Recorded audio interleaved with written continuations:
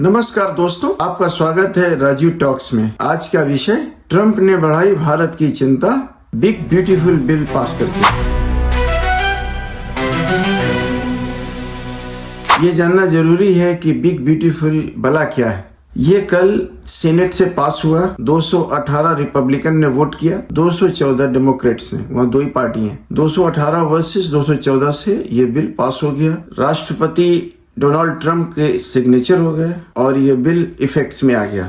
इसके पहले भारत की जो इकोनॉमिक दृष्टिकोण से जो व्यवस्था थी वो थोड़ी सी सुगम थी, लेकिन इस सिग्नेचर के बाद, इस बिल के पास होने के बाद जो व्यवस्था है वो अब बिगड़ती हुई दिखेगी। वो कैसे? पहले ये जान लेते हैं कि इस बिल में है क्या। तो कुछ बिंदु हैं, बिंदुवार हम बात करेंगे। जैसे इसमें है कि ये बिग ब्यूटीफुल बिल कहा क्यों गया। ये डोनाल्ड ट्रंप की अपनी एक स्टाइल है। उन्होंने इस बिल को पब्लिक के फेवर में ये बिल दिया है, इसलिए इसका नाम बिग ब्यूटीफुल दिया। लेकिन इसके जो मेन, जो ऑफिशियल जो इसका नाम है वो है major economic and tax related legislative proposals. इसका ये एक भारी भरकम नाम है और इस नाम को उन्होंने शॉर्ट में बिग ब्यूटीफुल बिल कर दिया। इस बिल के पास होने से उन्होंने क्या क्या ध्यान रखा है अपनी आम जनता के लिए, उसमें से कुछ 4 या 5 बिंदु हैं जो उस पर हम बात करेंगे। जैसे इसमें है एक मैसिव टैक्स ओवरऑल। इसका क्या मतलब है? मैसिव टैक्स ओवरऑल है अपने पूरे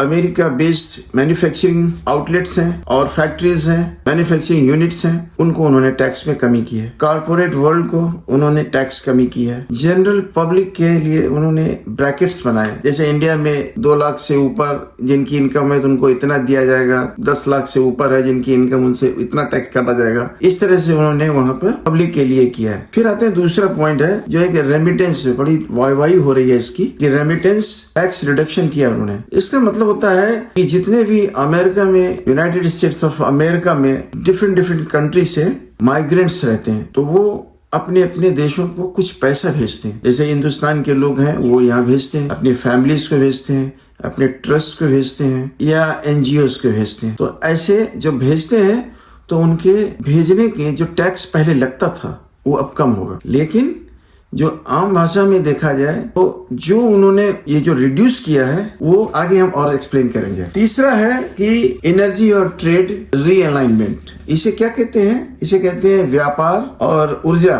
कुछ निश्चित रूप से नए सिरे से सुचारू रूप से चलाना, हिंदी में इस तरह से कहते हैं। और इस पर उन्होंने पूरे व्यापार को रीअलाइनमेंट करने की बात करी है। ये उनके लिए ज्यादा महत्वपूर्ण है, भारतीय जनता के लिए कम है ये। फिर नंबर पर आता है वहां की सोशल बेनिफिट्स को कट कर देना। यूएस में जो आम पब्लिक थी, जिनकी एक इनकम लिमिटेड थी, एक सोशल बेनिफिट्स पे रहते थे, कुछ आमदनी के बाद में सोशल बेनिफिट्स मिलता था, उसमें भारी कटौती हो गई।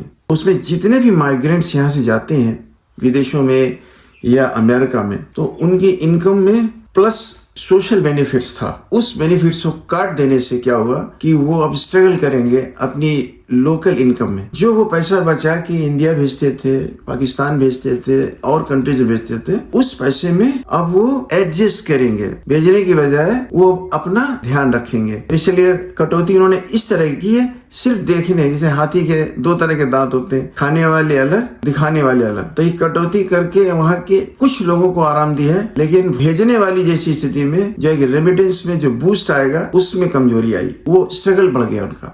फिर आता है टैरिफ एडजस्टमेंट्स। टैरिफ एडजस्टमेंट ये है कि जब व्यापार में क्या होता है, पूरे वर्ल्ड में जो बिजनेस होता है वो डॉलर में होता है, डॉलर पेड होता है। जब ये इस प्रकार की जब व्यवस्था बढ़ाई गई तो इससे डॉलर का अपसर्ज होगा, यानी बढ़ेगा। वो जब डॉलर बढ़ेगा, आज की तारीख में हिंदुस्तान की करेंसी 85 रुपए 50 पैसे के बराबर $1 है। ये है कहने का मतलब। तो जब ये डॉलर मजबूत हो जाएगा आने वाले वीक में, पखवाड़े में या 15-20 दिनों में, उस समय ये $100 तक, 100 रुपए तक पहुंच जाएगा। जब ये 100 रुपए तक पहुंचेगा तो जो ट्रेड होता था, जो बिजनेस होता था, एक डॉलर में जब 15 रुपए के अंतर आ गया तो बिजनेस से बहुत बड़ा इम्पैक्ट पड़ने वाला है, चाहे वो इंडिया हो चाहे ग्लोबल मार्केट हो। तो इंडिया के लिए तो बहुत बुरी खबर है। जितने भी बिजनेस से रिलेटेड है उनमें सबसे ज्यादा है medicine, medical equipments, aviation parts और तेल यानी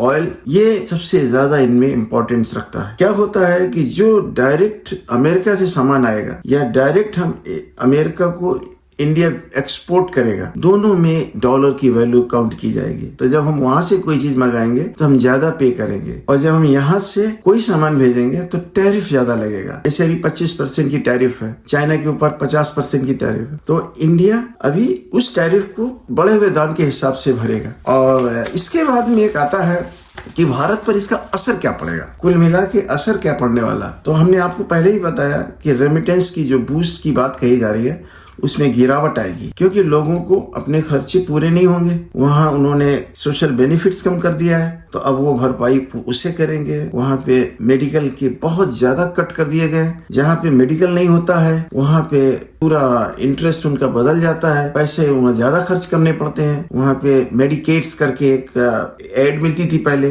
वो एड खत्म कर दी गई। उसके बाद में अब आते हैं कि डॉलर जब स्ट्रेंथ बढ़ेगी तो ग्लोबल मार्केट में इसकी रुपए की वैल्यू कम हो जाएगी। कैसे कम हो जाएगी? सपोज करो हमने थाईलैंड से कोई सामान मंगाया, तो पेमेंट हम किस में करते हैं? डॉलर में। तो जब हम थाईलैंड से बात करेंगे तो थाईलैंड में हमें डॉलर में जब पे करेंगे तो पर डॉलर 15 रुपए, 10 रुपए, 12 रुपए ज्यादा पेमेंट करना पड़े, तो हमारे व्यापार में निश्चित रूप से बहुत फर्क पड़ जाएगा। अगर 85 रुपए में 15 डॉलर बढ़ रहे हैं, एक अच्छी खासी बढ़ रहा है, वो 15 से 17% बढ़ रहा है, तो इतना पेमेंट हमको अब एक्स्ट्रा करना पड़ेगा। यानी हमारी इकोनॉमी बाहर जाएगी और हम घाटे पे रहेंगे, यानी फॉरेन रिजर्व्स कम होगा, जो बाहर से इनफ्लो था हमारा वो कम होगा। यानी जो इम्पैक्ट क्या पड़ने वाला है कि डॉलर के अपसर्ज करने से हमारे फॉरेन जो रिजर्व्स हैं उसमें कमी आएगी, व्यापार कम होगा, और हम जहां से भी व्यापार करेंगे हमें अमेरिकन डॉलर में पेमेंट ज्यादा में करना पड़ेगा। तो ये एक बड़ी बात है, और इसके कारण हमारा व्यवसाय बहुत कमजोर पड़ेगा। जो मेडिसिन हमारी नहीं आ पाएंगी, जो हमारे इक्विपमेंट्स नहीं आ पाएंगे, उनके ऊपर हमको कष्ट उठाना पड़ेगा,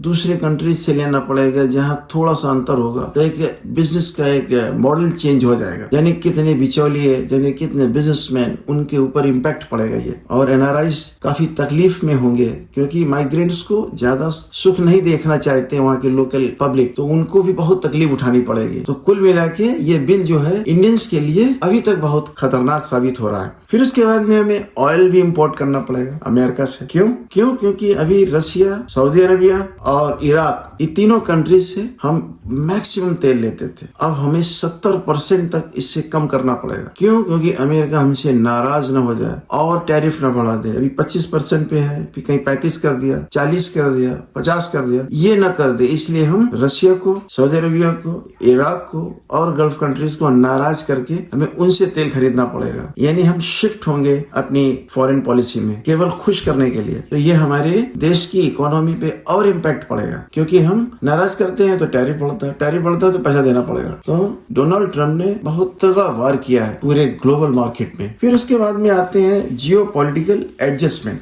तो जियो पॉलिटिकल एडजस्टमेंट का क्या होता है कि अमेरिका के साथ ज्यादा घाटे का व्यवहार करना पड़ेगा, व्यापार करना पड़ेगा। हम जो चीज नहीं चाहते हैं वो उनसे करना पड़ेगा। बहुत चीजें हैं मजबूरी में खरीदनी पड़ेगी। तेल हम मजबूरी में, हमको तेल रशिया से सस्ते मिल सकता है, इराक से सस्ते मिल सकता है, हमको सऊदी अरबिया से तेल सस्ता है, तो हमारी दोस्त है ये। लेकिन अब हमें मजबूरी में घाटे से खरीदना पड़ेगा, और जब घाटे से खरीदेंगे तो अमेरिका को लाभ होगा, अमेरिका गुस्सा नहीं होगा। यानी हम अमेरिका के कठपुतली बनेंगे, स्टूज, अंग्रेजी में स्टूज कहते हैं, वो हमें उंगलियों से नचाएगा। तो कुल मिला के एक शॉर्ट एक समरी में हम बता देते हैं कि ये बिल पास होने से भारत को कुछ नहीं मिला सिवाय नुकसान के। मैं उम्मीद करता हूँ कि ये वीडियो आपको अच्छा लगा होगा। समझाने की मैंने कोशिश की है, काफी तैयारी करके कोशिश की है। अगर अच्छा लगे तो आप लाइक करें, सब्सक्राइब करें। धन्यवाद।